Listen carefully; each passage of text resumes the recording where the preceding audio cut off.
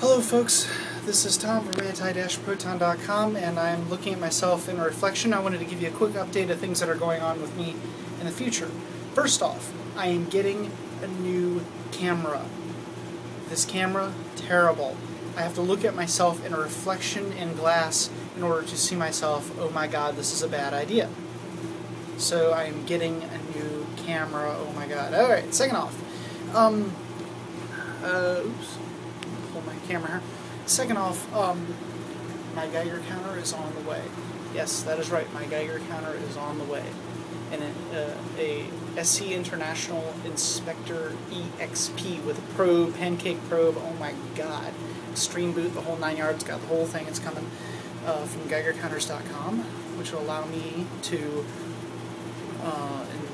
test things a little bit more accurately than I currently am. The LND 3717 Geiger tube, the one I'm getting, the pancake one, is significantly more sensitive than the one I have now, and I'm going to compare it to my current LND 712 tube that's on my CRM 100 and see what the exact difference is.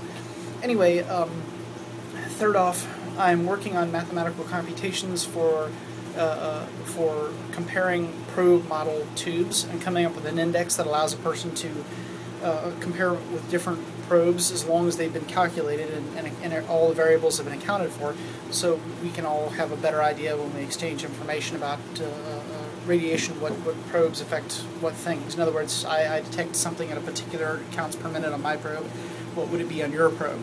That sort of thing. And whereas energy readings don't scale necessarily, I do believe that counts per minute will scale, or more or less reasonably scale. Anyhow, some positional information I think I should point out, because it's never seemingly clear enough to people. Position 1, the government. I am not for the government. I am not against the government. I do not believe the government is universally good and looking out for me in all ways, and I don't think that they're universally bad either and trying to destroy me, because neither of those makes sense when you think about it. They are people like everyone else. There will be good ones, there will be bad ones, there will be indifferent ones. I don't think that they're organized enough to have as many conspiracy theories as people think that they do. However, on the other side, I don't think that they don't have any. I'm sure that things have happened. In fact, we all know that they are. Otherwise, it wouldn't have the weird stuff come out when they declassify the information. Take Roswell, for example. I don't doubt that something happened. What? Who knows? I'm not sure. I have theories, but I can't substantiate anything. So just to let you guys know, I am not for them. I am not against them. But I distrust everything and everybody. But keep in mind that you can't trust high and crazy readings and such just because, and you can't trust the government just because. You have to look into everything and understand everything. You can't just trust. You have to examine or look.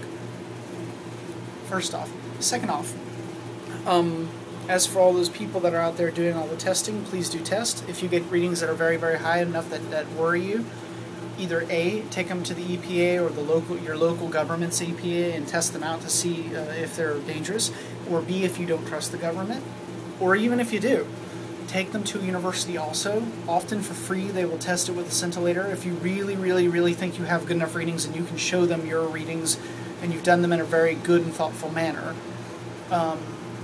because they won't just do it. I mean, you have to come to them and say, look, I have these readings, I in a thoughtful manner have tested them and seen this, and I think that they should be looked at. Third off, continue to do your readings if you can. I'm hoping in the future to keep posting mine to my website. If you go to my website, you'll find readings all the way up until today.